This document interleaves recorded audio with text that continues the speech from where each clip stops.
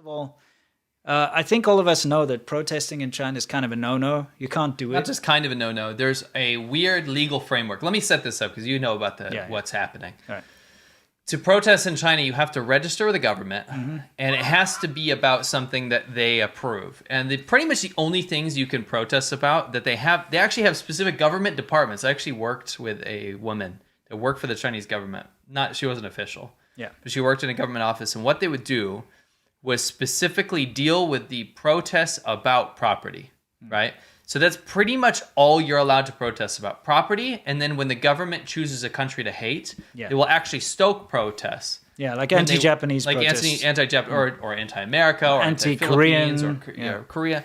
What they'll do is stoke protests like this and manage them. Yeah. So that people are not paying attention to what's happening domestically. It's usually when something bad's happening within the borders of China. Right.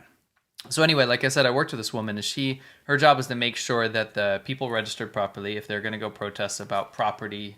Like basically when a real estate company digs out an area where they don't want to move, these people don't want to move to these like nail houses in the middle of nowhere. They have to the property company always wins. Of course. But the people will go and they'll line up with their placards and say, oh, down with the property company. Or there's another property-related protest is if you put a deposit down on a house and then they realize that they're not selling enough, so they'll bring the deposit down to attract more buyers. The people that paid the bigger deposits get all pissed off, like, why did we pay more if you're now offering it for less? Correct. And then they get together and they'll have a protest outside the government area or whatever. You might want to know why that those specific things are allowed. Well, I give you the reason why anti-country protests are allowed, xenophobic protests are allowed. It's because they want Chinese people to be xenophobic to the rest of the world. Yeah, because it really bonds everyone together. Because when you've got a common enemy, you tend to look past the things that are affecting you in your life and your own government. If you've got that common enemy, you all stand together as one, creates national unity. It's something the Chinese government uses time and time again. Now, what I want to explain to you is why would you allow property protests or something like this, right? Or manage those ones? Well, the reason is that oftentimes the villain is the property company, and they'll allow the people to make a hero out of the government. So they're never anti-government protests. That's what people have to understand. You're not allowed to. You're not allowed to have anti-government protests. The government, in fact, they'll use insignia from the government to say, like, we are standing up for our rights because they'll sing the Chinese national anthem. Communist Party is on our side. You guys are the evil capitalists, blah, blah, blah, right? You are not allowed to have protests against officials or the government or anything of the sort. You will, not only will it be shut down, but you will be thrown in jail. Or you will be disappeared if it's big enough, right?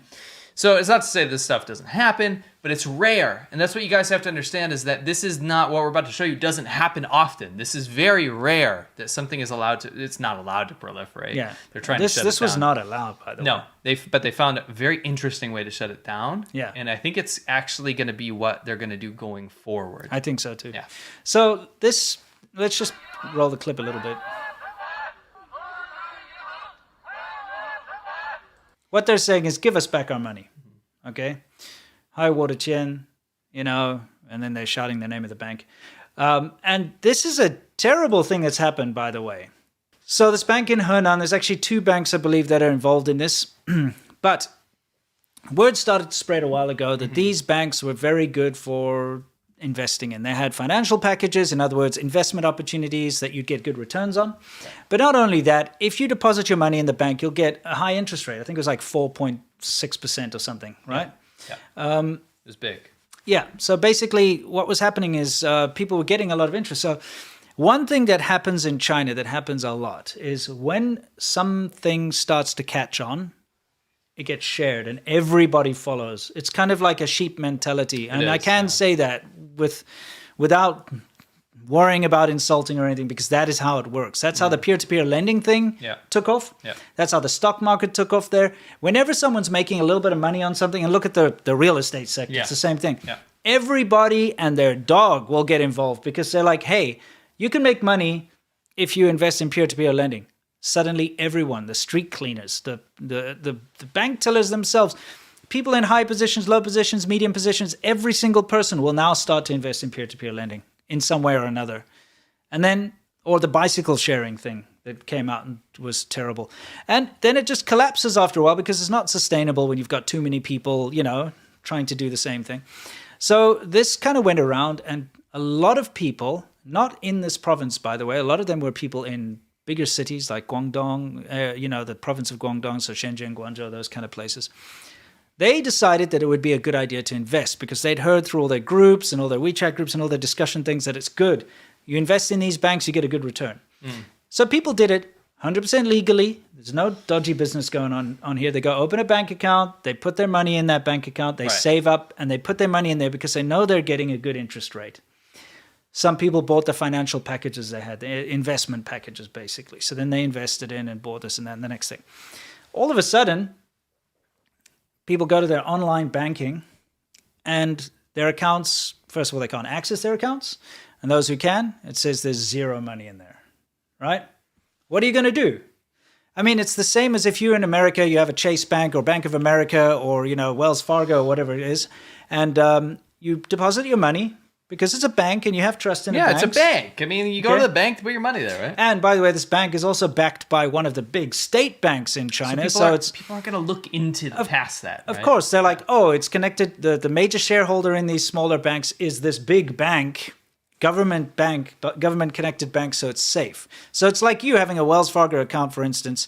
You deposit $100,000 in there, and all of a sudden one day you go to check your balance, and the balance is either zero or it says, sorry, the website's down. You go to an ATM, you try to draw your money, sorry, you can't draw your money. Imagine going to the ATM, and it's not like this ATM's out. Yeah. You go to the next one and the next one. And every time it says, sorry, like your funds are not available. Yeah. And then you go into the teller. It gets worse, doesn't it? And you go and you ask them, hey, can you give me my bank balance? And they're like, no. Why? Because it's no longer there. So what happened was, due to this happens quite a lot, usually with companies and things like the bicycle sharing and stuff. You'll get a corrupt management body, either the CEO or some managers or whatever the case, and they basically steal the money and run. And that's what happened. Money got stolen and ran. So everyone's like, how can this happen? It's tied to this big national bank. They are the major stakeholders. They all go complain to that bank, and they're like, well, we may be the main stakeholder or shareholder of this sort of private bank, but we don't control what they do. That's good. We wash our hands of that. It's got nothing to do with us. So everyone's like, wait, what? Then they're like, what about depositors insurance? Because a big state-owned bank has something called depositors insurance. So basically, if something goes wrong and the bank goes under, each person is entitled to 500,000 RMB worth of insurance on their money. So like 80 grand. Right? Yes, but even if you've got like 200 grand in there, you can at least get 80 grand as your depositors insurance. And they're like, well, the money never came into our bank, so we don't have depositors insurance on that. So they can walk away from it. Yeah, they're basically saying, get out of here. And you know what? They're blaming the customers. They're calling them stupid. Yeah, they're like, you should have not been greedy. You should have checked properly. Yeah, I was reading through some of the statements in Chinese, and they basically can translate it like this: you guys are too stupid to read the fine print. Yeah, that's basically what they said. They've now, like, the banking regulators in China and the big banks and so on are now basically putting out a message that it's not up to them to do their job. It's up to you as the consumer to do your job. Yeah. You should go in and check all these banks and make sure that they've got liquidity and all this other nonsense, which is ridiculous. So it's a lot of money. It's like $6 billion US. It was 400 billion or whatever it is. It's $6 billion US worth of money is gone. Yeah, just vanished. It's like people have deposited their money in the banks and now they can't get it. And please understand that this is not something like, oh, somebody decided to put it. We're talking about people's life savings here. Yeah. And there's this awful thing that happens in China, and it happens all the time, is when people start to see that they're getting some kind of return on their money, they're like, this is a great idea. Let me go and talk to my family. Let me go talk to my cousins, my uncles, my grandparents, my this and that. Let's get everyone's life savings together. I will deposit it in my bank account because now I'm getting a good return and we can all make money. And people do that.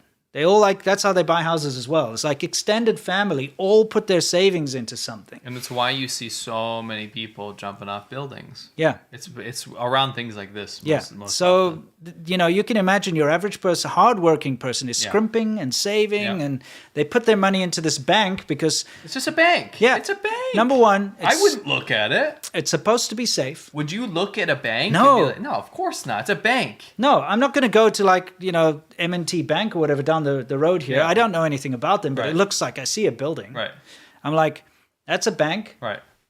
I can open an account. Give me your TOS. Yeah, exactly. It's like, show me your liquidity, bonds, investment. The average person's not going to do that. And the average person is not educated in finance. Right. Okay, the average person, I'm not. And the average person in China in a small 3rd, 4th, 5th, 6th tier city is not going to be like, oh, show me your... whatever, futures and securities and, like all that. They're not going to sit there and analyze this stuff. No. They're like, I want to put my money in here. Yeah, exactly. This is a good bank. Let's put our money in. We can get some money out. So basically what we're saying is it's an awful tragedy. It caused a bank run. For those of you who don't know what a bank run is, it's a terrible thing. A bank run is when people are worried about the stability of a bank and they all go try to withdraw their money, which... in most cases, if that happens, it's a big indicator of an economic collapse or a recession.